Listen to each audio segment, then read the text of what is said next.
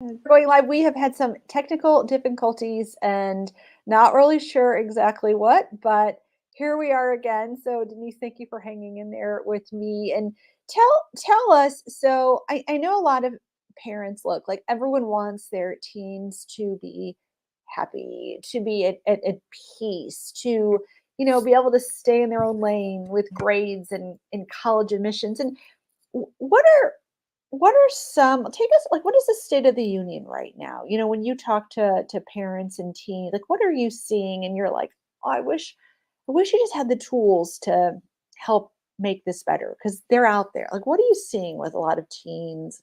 So the teens, I talk to the parents initially. They come to me, my teen is struggling with. Yes. And some of the top things they're struggling with is social anxiety, confidence, time management, which with that time management, that leads to procrastination and being stressed. Okay. So my teens come in here feeling like they have to be perfect at everything. They're Yeah. doing everything. Their parents expect them to do well in school, well in their sport or extracurricular activity. By Yes. the way, have a huge group of friends, be social, keep your room clean, and do everything. I love that. Keep your And room clean. and Yes. know how to do everything. So I think we just sometimes assume like they have the skills to know what time management is, to know what that Uh, looks like. So as parents, communication is key. First of all, you're modeling asking the right questions to them and then taking the time to show them. Where the disconnect happens and the frustration happens sometimes, and where I come in is the teens are like, wah, wah, wah, wah, wah. That's what they're hearing from their parents, right? And it's just not sinking in. So, where I come in is to bridge that gap, to help them what they're struggling with. And then also with parents to bridge, here's what's working a little better for them. It's coming from another voice, another mm, place, and a mhm. perspective. Yes. Yeah. That being said, a lot of times, yes, of course, I'm saying the same thing you are as parents, right? But teens are feeling, they're feeling overloaded. And each year it seems the ante seems to be getting, higher and higher Yeah. for Yeah. sure. Yeah. Yeah. And let's take one thing you said that I think is that there's so many, especially with goal setting and being productive, and it's that of time management. And so one I found in working with teens for so long and having four of them on my own, although my Mm. oldest is now 20, um, it literally is almost like a skill, Mhm. right? Like this idea of time management. And I found it especially when I was like a high school English teacher. And you say, like, okay, guys, this isn't due for 2 weeks. Like, okay, Miss Haskell, I've got that. And before you know it, it's due in 2 hours, and they don't even have their thesis statement. So, how is it that you help show kids that there is this gap because they think they have it all figured out, right? Or maybe they are kind of aware, like I'm always late, Mhm. or I never have enough time to study. Mhm.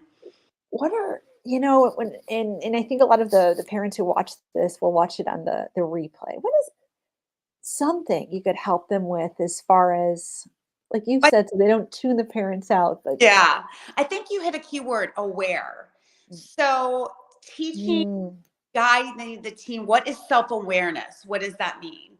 And I always ask the question, so what you're doing now, how is that working for you? Are you turning in your assignments? Are you paralyzed when you see, all of a sudden I waited to the last minute and now I don't even know what to do? And to add a step to, time management, one of the things to build into is that ability and quality of asking for help from your teacher, from your parents, from a peer. right. So it all begins with, hey, do you think this is working well for you right now? That's good. And I'm going to say, That's really good. teens will be like, yeah, no. I'm like, so have you turned in your assignments this week? No. Have you started that project? Right. So instead of feeling like, oh my gosh, this is so overwhelming, I don't know how to wrap my arms around it, the first thing we do is we make a plan Yeah. and then we prioritize and then we Yes. break it down to really small chunks Mhm. so they can feel Yeah. successful.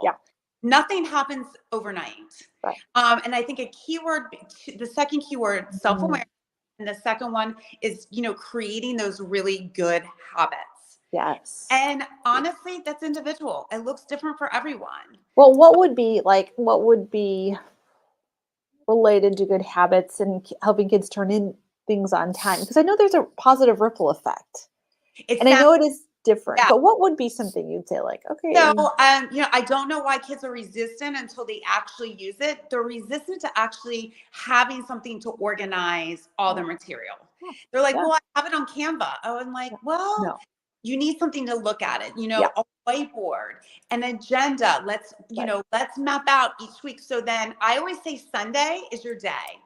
yeah, Take, 45 minutes to an hour and right, really plan out your week. If you have that extracurricular right, curricular, excuse me, you have that quiz or test or paper or project coming up, yeah, map it out. And then that's where I teach them, this is how we break it up into chunks. Here's the time you're yeah, available to yeah, do all these things right, and how we're going to fit that in. yes, And having that plan, that it feels like, okay, well, maybe I feel a little more confident because I'm going to wrap my arms around it a little right, tighter.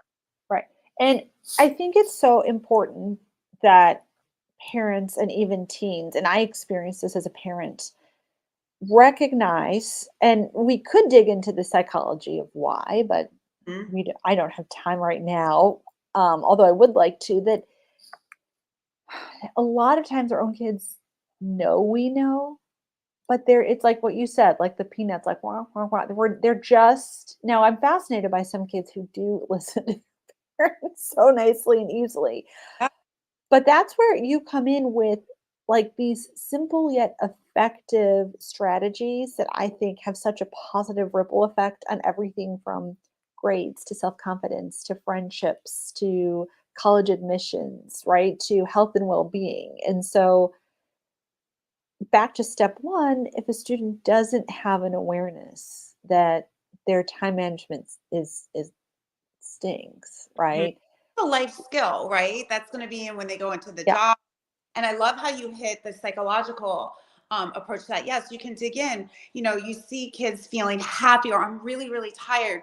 Well, often they feel tired because they don't know where to start. they don't know where to start. Right, Tiredness is feeling paralyzed. right, And also, I think where I come in as a coach is, I say always like, are you going to be a lighthouse parent or are you going to be a helicopter parent? okay, And after a while, you want to guide. You cannot do it for them. You cannot fix it for them. They have to learn these skills on their own. And sometimes they need another perspective to do that. right. And then tuning in, I think you brought up a good point too. Those feelings or emotions. Like it is natural to feel anxious about a presentation coming up. It is normal to feel overwhelmed when, Mhm, oh my gosh, you have all this coming up, plus your sport. It mhm, is normal. It's right, learning how to cope and manage mhm, everything together. right, And that's where I come into those skills. right, right. I love that. And I read something last year, the year before, with this line that there's no failure, only life lessons. And especially a lot of the high performing kids that come my way, and they're so hard on themselves, and how to really look at, it's like with making a decision or trying something. So many kids want to coil up and not even try. This could be anything from talking to a teacher or having an uncomfortable conversation with a friend. And the easy thing to do is paralysis, like not do anything. Right. The next best thing to do is to make a decision, and it's just not the right one, but you learn from it. And of course, the best, outcome is to make a decision and it's the right one. But how to help kids feel more confident and at peace to stretch out of their comfort zones, and that could even be accepting the fact that they need help with their time management or their communication skills. So there's just this fear with so many expectations from the classroom to the field to the theater to the friend group that I find heartbreaking, Mm-hmm. because not until they're a lot older, right? Is it maturity, or is it fear? How to feel a lot more grounded and safe in stretching outside of your comfort zone. And part of that, I think, is deciding to get help. Yeah. And, I think parents forget that they're 16, 17, 18, 14, their brains are still developing. And remember where you were at that stage. Weren't you looking for a beacon, a light to help guide you in all these Right. ways? And then, understanding and processing emotion, that is something we do too, because you have all these feelings and so many changes and things are going inside, and how to normalize that. Not everything is a diagnosis. Not everything. Right. That's It, great. Yeah. sometimes it's just the day to day learning to cope and manage. Right. Right.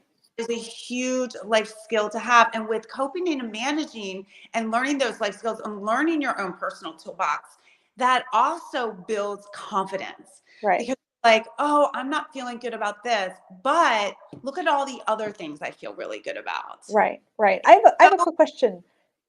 Right, right. So when you were saying like advising parents, are you going to be like that helicopter or like the lighthouse? Mhm. So what does that mean? Because I know a lot of parents don't want to be the helicopter parent, Mhm. right? And they want to be, I mean, that sounds like, am I correct in say, but are you also advising parents? Like, how is it that a parent could be like that lighthouse instead So of the don't, helicopter?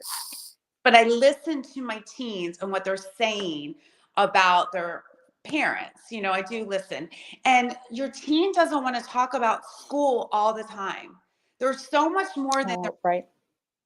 there's so much more than perhaps that sport that you see yourself in, that you see your child excelling at.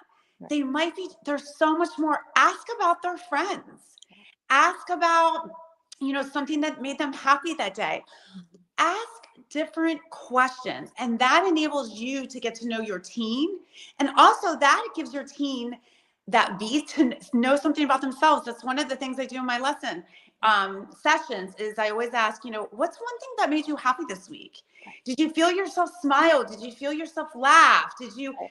So you can lean into Yeah, that it's not your friend that was happy or you saw your friend happy, but it's how you felt inside. right, So, for parents, it's learning and listening and taking that step back. And right. then asking the question, if you see them struggling, hey, it looks like, I can see that perhaps you're struggling in XYZ area. Mhm. Is that something you would like me to help with, or do you want to talk it through?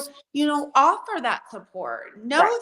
Know that they're there. I always say, a parent is like a house plant. Let your teen know that you're always there, right? Well, that's cute. Yeah, Yep. yeah, that's Don't need cute.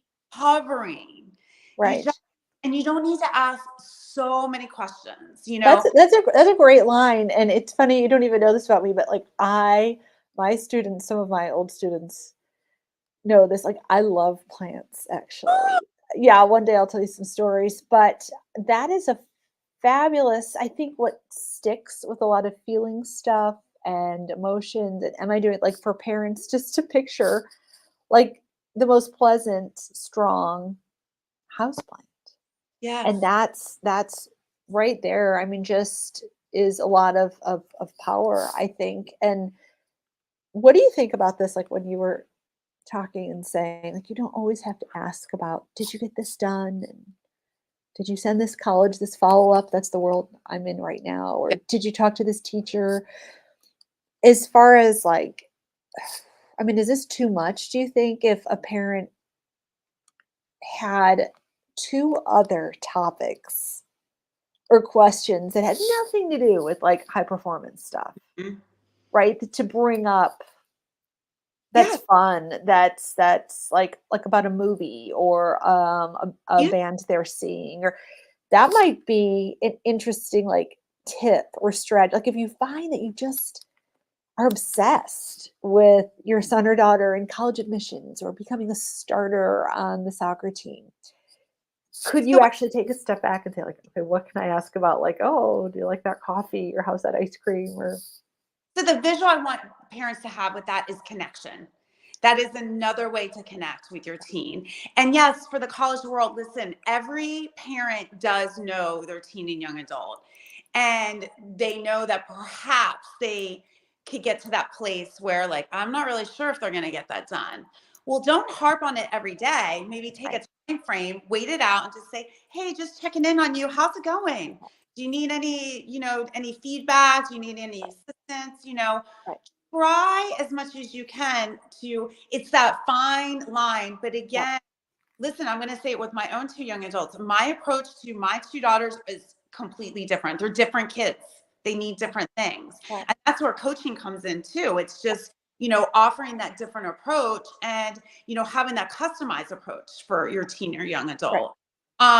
So I'm not saying, oh, and if they certain things, as long as they don't hurt themselves or whatever, let them make the mistake and Right. figure out like, how did that Right. work out for you when you Right. did follow Yeah. through on X, Y, and Z? Right. I love that about connection. And I know a um, therapist at this school where I would host like parent coffees and we'd bring in different guests. And this one doctor said, look, the technology is not going away. Mm. Right? These were a lot of parents whose kids were like, moving up to middle school. And then he said, my best advice, and it's just what you said, Denise, is to focus on that connection because there are always going to be these outside external Yeah. forces that we can't control.